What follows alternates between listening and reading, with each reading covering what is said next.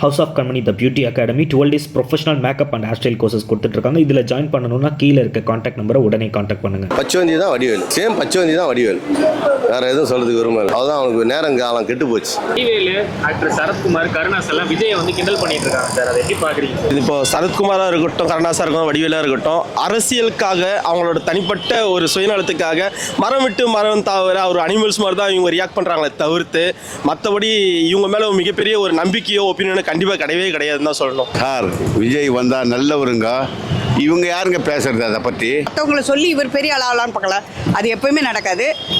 ஒரு என்கரேஜ் பண்ணலனாலும் அசிங்கப்படுத்தக்கூடாது ஒருத்தரை. எந்த பொருளுமே ஒன்று சேர விடாத பாதரசம், தமிழ்நாட்டு மக்களையும் பிரிக்கக்கூடிய பாதரசம் அப்படின்னு சொல்லி பேசியிருக்கேன் சார்.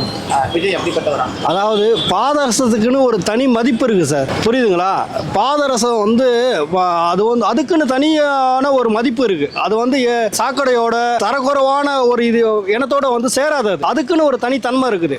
பரவாயில்ல, இருந்துட்டு போட்டோம், ஒரு பாதரசமாகவே இருந்துட்டு போட்டோம். அவர் ஸ்பெஷலாக இருக்கார்ல தமிழ்நாட்டில், அவருக்கு வந்து ஃபேன் வந்து வேர்ல்டு லெவலில் இருக்கான், புரியுதுங்களா? தமிழ்நாட்டில் இந்தியாவில் மட்டும் இல்லை, அவருக்கு ஃபேனு வேர்ல்டு லெவலில் அவ்வளோ ஃபேன் இருக்காங்க.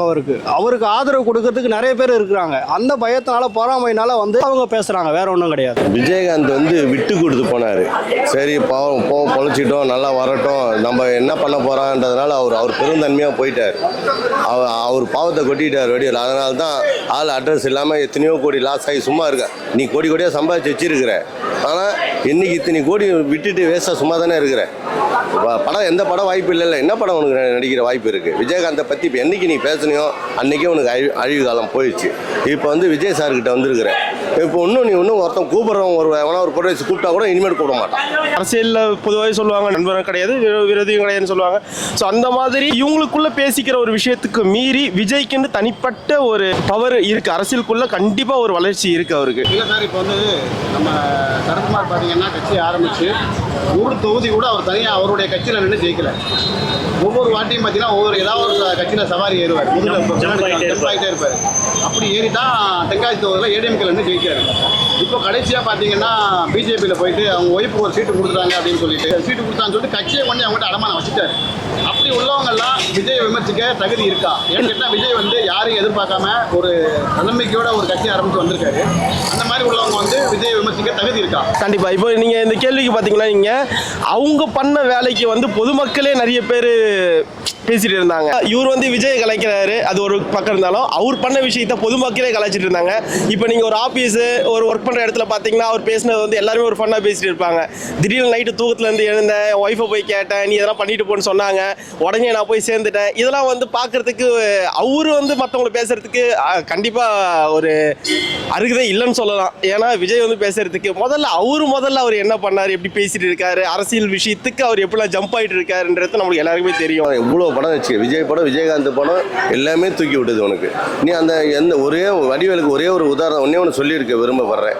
வடிவேல் வந்து எந்த கதாநாயகனை பற்றி தவறாக பேசுகிற வேலை வச்சுக்காத. நீ அழிவு காலத்தை நீயே தேடுவே.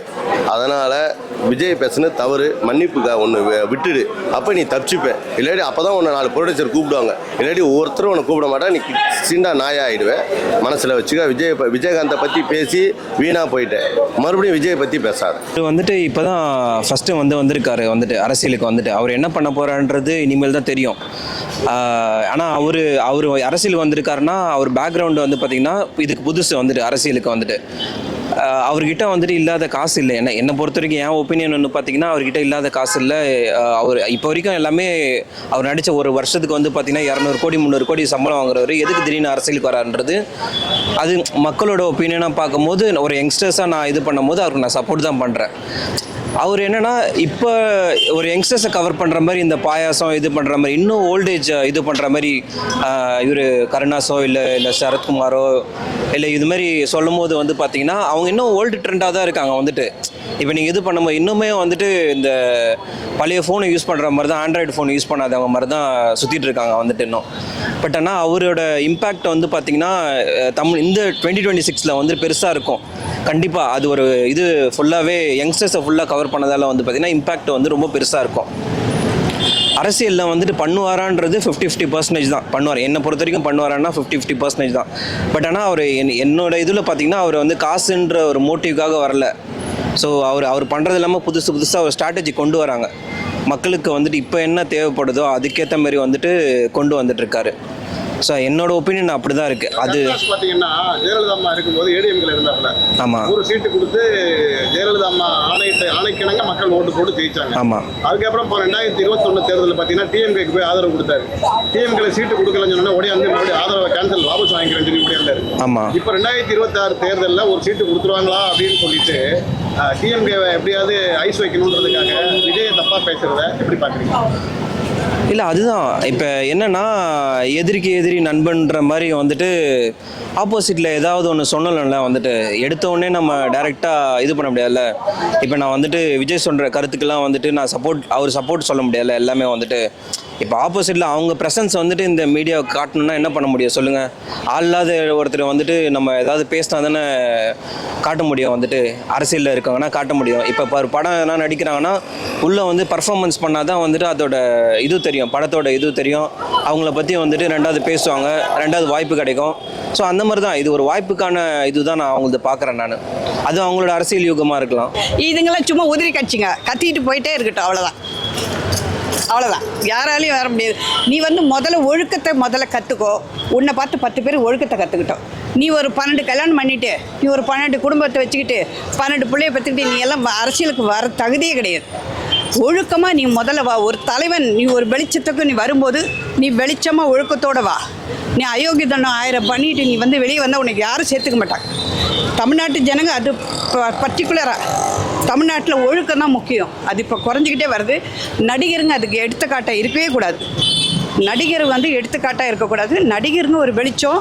அவங்கள பற்றி தெரியும் போது அவங்க ஃபுல்லாக நல்லா சுத்தமாக இருக்கணும். அவங்க தூய்மையான வார்த்தை நடவடிக்கை எல்லாமே நல்லா இருக்கணும், தூய்மையாக இருக்கணும். நீ எல்லாம் பண்ணுறதெல்லாம் பண்ணிட்டு வெளியில் பேசுகிறவங்களுக்கு உனக்கு தகுதியே கிடையாது. அதே மாதிரி வடிவேலு பார்த்தீங்கன்னா கேப்டன் அவர்கள் இருக்கும்போது எல்லாராலும் பாராட்டப்பட்ட ஒரு மனுஷன் கேப்டன்.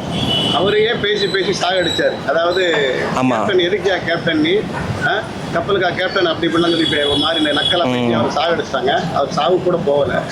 இன்னைக்கு பார்த்தீங்கன்னா விஜய் அரசியலுக்கு வந்திருக்காரு, அவரை நக்கல் பண்ணிட்டு இருக்காரு வடிவேலு. எப்படி பார்த்தீங்க? இல்லை அவர் வந்துட்டு ஒரு காமெடி ஆர்டிஸ்டாக பார்க்கும்போது வந்து பார்த்திங்கன்னா நான் வந்து அவரோட ஃபேன்ஸ்னே சொல்லலாம். வந்துட்டு ஒரு ஆர்டிஸ்ட்டாக பார்க்கும்போது ஒரு ஃபேன்ஸ் பார்க்கலாம். பட் என்னென்னா ஒரு அரசியலுக்கு வரும்போது லாஸ்ட் டைம் அந்த இம்பேக்ட் ஆனதால் தான் ஒரு ஆர்டிஸ்ட் வந்து எப்படி வந்துட்டு அரசியலுக்கு உள்ளே வரும்போது அந்த இம்பேக்ட் ஆனதால் தான் 10 இயர்ஸ் வந்துட்டு அவரால் உள்ளே வர முடியல.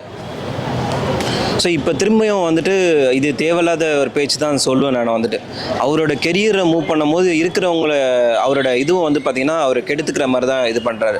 ஏன்னா அவர் எந்த இதுக்கும் நிற்கலை, எதுவும் இது பண்ணல. எதுக்கு திரும்பவும் இது பண்ணுறாரு? இம்பேக்ட் திருப்பியும் வந்துட்டு இப்போ அந்த டைமில் அந்த மாதிரி கேப்டன் வந்துட்டு அவர் பேசுனே, ஆனால் கேப்டன் வந்துட்டு ஆப்போசிஷன் லெவலில் வந்துட்டு ஜெயிஸ்டார் வந்துட்டு. அதனால தான் இவரோட கெரியரே போச்சு, வந்துட்டு வடிவேலோட கெரியரே போச்சு. இப்போ நீங்கள் எந்த மீடியாவை நீங்கள் எடுத்துக்கிட்டாலும் சரி, இப்போ விஜயை பற்றி தப்பாக பேசினாங்கன்னா வந்துட்டு அந்த ஒன்றும் இல்லை, அந்த நீங்கள் போட்டிருக்க போஸ்ட்டு கீழே கமெண்ட்ஸை போய் பாருங்கள். வந்துட்டு அதோட இம்பேக்ட் வந்துட்டு சோஷியல் மீடியாவில் தெரியும்.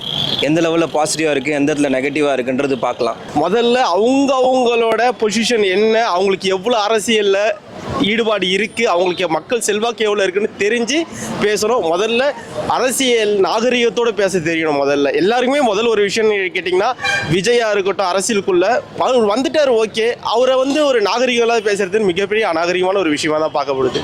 வடிவேலை பற்றி என்ன நினைக்கிறோம்? கேப்டனை பற்றி பேசிட்டு இப்போ திரும்ப விஜய் அவர்கள் ஆரம்பிச்சிருக்காரு. ஓகே, வடிவேலை பற்றி சொல்லுங்க. இல்லை இப்போ நல்லா பாருங்க, நீங்கள் கேப்டன் என்றவருக்கு இருக்கும் பொழுதும் சரி, அவர் மறைஞ்சதுக்கு அப்புறமும் சரி, மக்களுக்கு நடுவில் மிகப்பெரிய அவர் மேலே ஒரு அன்பு பாசம் கலந்த ஒரு விஷயம் இருக்குது. அவருக்கு சினிஃபீல்டில் இருக்கவங்க நிறைய பேர் அவரை பற்றி நல்ல விதமாக சொல்லுவாங்க, மக்கள் ரசிக்கிறவங்க நல்ல விதமாக சொல்லுவாங்க. ரசிகராக இல்லைனா கூட அவர் செஞ்ச நிறைய விஷயங்கள் அவருக்கு நல்லபடியாக பேசப்பட்டிருக்கு. அப்புறம் விஜயகாந்தை வந்து அவருக்கு இந்த மாதிரி கிண்டல் கேலி பண்ணி அவரோட அரசியல் விஷயத்தில் தலையிட்டதுனால தான் மக்களாக புறக்கணிக்கல, அவரை சினிஃபீல்டில் புறக்கணிக்கல. அப்புறம் எதுக்கு டோட்டலாக அவரோட கெரியர் வந்து அடிபட்டுச்சு? முதல் விஷயம், இந்த மாதிரி வாயை வச்சுட்டு சும்மானு இல்லாமல் கேப்டன் இந்த மாதிரிலாம் பேசிக்கொண்டு இப்போ அடுத்தபடி அதே இடத்துக்கு தான் அவர் வந்துட்டு இருக்காரு. எவ்வளோ காமெடி நடிகர் வராங்க, அவங்களோட வேலையை முடிக்கிறாங்க, அவங்களோட மக்களை சந்தோஷப்படுத்துகிறாங்க, அதோட கிளம்பி போகிறாங்க. அதை விட்டுட்டு அரசியலுக்குள்ளே வந்து தேவையில்லாத அவரோட இன்னும் கொஞ்சம் இருக்கிற அவர் மேலே இருக்க ஒரு விஷயம் கூட மக்களுக்கு கண்டிப்பாக முகம் சொல்லிக்கிற அளவுக்கு தான் இருக்குது. அவரோட பேச்சு எல்லாமே முகம் சொல்லிக்கிற அளவுக்கு தான் இருக்குது. விஜயோட படம் தான் சில படம் வரும்போது தான் அவருக்கு தான் இம்பேக்ட் ஆச்சு. ஆச்சு வந்துட்டு உண்மையை சொன்னான். ஸோ அது வந்துட்டு அவர் மறந்துடக்கூடாது. ஏன்னா நான் 2-3 படம் வந்தாலுமே வந்துட்டு விஜயோட படம் தான் அவருக்கு 2வது வந்து தூக்கி கொடுத்துச்சுன்னே சொல்லலாம். ஸோ அவர் அதெல்லாம் மறந்துடக்கூடாது. அவர் கேப்டன் எப்படி மறந்தாரோ இப்போ விஜய் 2வது ஒரு கெரியர் ஸ்டார்ட் பண்ணும்போது விஜய் தான் அவருக்கு வந்து கூட இருந்திருக்காரு. வந்துட்டு கேப்டன் எப்படி ஸ்டார்டிங்கில் கூட இருந்தாரோ இப்போ 2வது இதில் வந்து விஜய் தான் கூட இருந்திருக்காரு. அப்போ விஜய் இது வந்து பார்க்கும்போது அவர் வந்து கேப்டன் பண்ண தப்பை திருப்பி விஜய்க்கு பண்ணக்கூடாதுன்னு தான் நான் சொல்கிறேன். நான் ஒரு ஆர்டிஸ்டாக உங்களோட பார்வையில் ஒரே ஒரு கேள்வி, வடிவேலு அவர்களுக்கு நன்றி இருக்குன்னு நினைக்கிறீங்களா இல்லை உங்களோட பார்வையில்? இல்லைன்னு தான் சொல்லுவேன் நான் வந்துட்டு. இல்லை கருணாசாமி பார்த்தீங்கன்னா அவர் ஆரம்பத்துலேருந்து இது வரைக்கும் சரி அவர் நிலையான ஒரு நிலைப்பாட்டிலே இருக்க மாட்டார், ஜம்ப் ஆகிட்டே இருப்பார் அவர். ஸோ அவரும் சரி அரசியல் விஷயத்தை பொறுத்த வரைக்கும் பெருசாக அவர் இது வரைக்கும் ஸ்டாண்டர்டாக அவருக்குன்ட்டு ஒரு க்ரௌடியோ ஒரு விஷயத்தையும் பண்ணது கிடையாது. அரசியலுக்காக இவங்க என்ன வேணாலும் பேசலாமே தவிர்த்து, ஆனால் இவங்களுக்குன்னு தனிப்பட்ட முறையில் ஒரு மக்கள் கூட்டம் இருக்கா, மக்கள் நம்பிக்கை இருக்கா இவங்க மேலே அப்படின்னு கேட்டால் கண்டிப்பாக கிடையாதுன்னு தான் சொல்லணும்.